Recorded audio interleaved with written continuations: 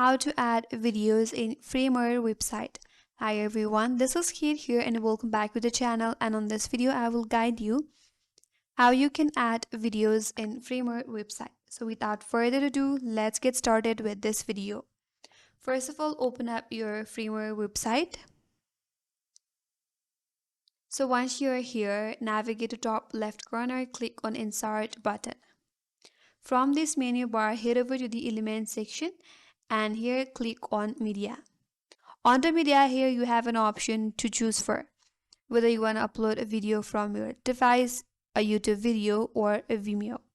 For now, let's go with the video. Click on Video. You will see this kind of interface. Now to upload a video from your device, navigate to this menu bar on your left hand side. Scroll down a bit and on the video section you have two options. Whether you want to add the URL for the video or to upload it. So select the upload button right here. Click on choose file. From your device, select the video that you want to add. Click on open. Wait for a while until the video gets added.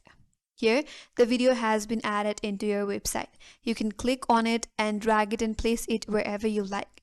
So that's the way to add a video on your Framer website, and that's all for today's video. Hope this video was helpful, and if you're new to our channel, consider subscribing. Thanks for watching and stay tuned for more videos.